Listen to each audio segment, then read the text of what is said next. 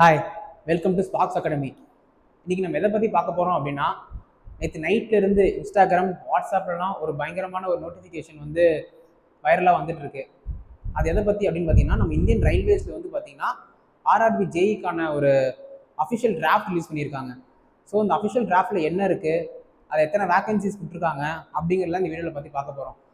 So நம்ம எல்லாத்துக்குமே தெரியும், ஆர்ஆர்பி ஜேஇ 2024ஓட செலெக்ஷன் ப்ராசஸ்லாம் ஃபுல்லாக முடிஞ்சிருச்சு. ஸோ நம்ம 2025க்கான எக்ஸாமுக்காக வெயிட் பண்ணிட்டு இருக்கிறோம்.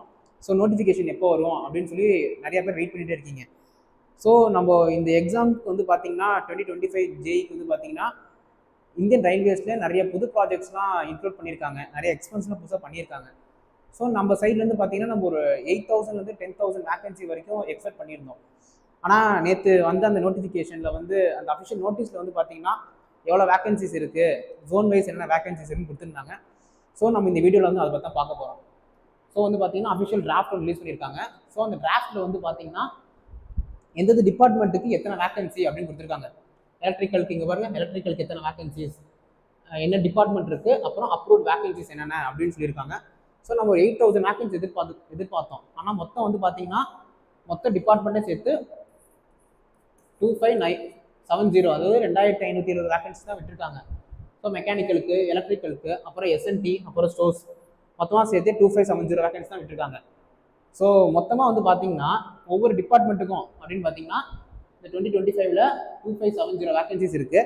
அதில் நீங்கள் எலக்ட்ரிக்கல் படிச்சிருந்தீங்க அப்படின்னா 489 அவ்வளோ வேகன்சியும், சிவிலில் வந்து 862 வேகன்சியும், மெக்கானிக்கலில் 806 வேகன்சியும், அப்புறம் எஸ்என்டி அதாவது சிக்னல் அண்ட் டெலிகம்யூனிகேஷன் சொல்லுவாங்க, அதில் 218 வேகன்சியும், ஸ்டோர்ஸில் வந்து 195 வேகன்சிஸ் இருக்குது. இதில் பார்த்தீங்கன்னா மேக்ஸிமம் சிவிலுக்கும் மெக்கானிக்கலுக்கும் அதிகமான வேகன்சி இருக்குது. எலக்ட்ரிக்கல் வந்து 483 வேகன்சி இருக்குது.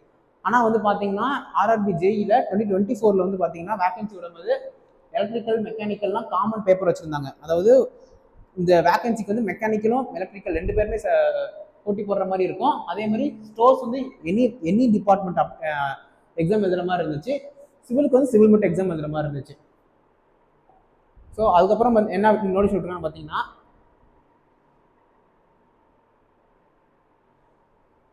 இதில் பார்த்தீங்கன்னா ஒவ்வொரு ஜோனுக்கு எத்தனை வேகன்சின்னு விட்டுருக்காங்க.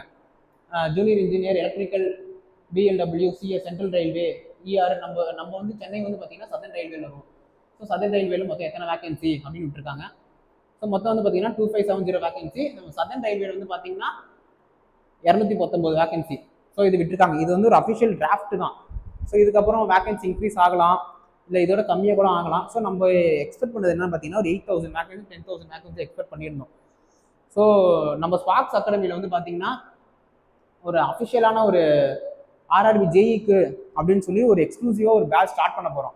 ஸோ இந்த பேட்சில் என்ன இருக்கும் அப்படின்னு பார்த்தீங்கன்னா CBT1 CBT2 ரெண்டுக்குமே சேர்த்தே உங்களுக்கு ப்ரிப்பரேஷன் ஸ்டார்ட் பண்ண ஆரம்பிச்சிடுவோம். அப்புறம் வந்து உங்களுக்கு கிளாஸ் எடுக்கிறது வந்து யாருன்னு பார்த்தீங்கன்னா எக்ஸ்பர்ட்ஸ் தான் எடுப்பாங்க. ஸோ உங்களுக்கு ஆப்டி, ரீசனிங், ஃபர்ஸ்ட் ஸ்டேஜ் CBT1 பார்த்தீங்கன்னா ஆப்டி, ரீசனிங், GS, GA இருக்கும்.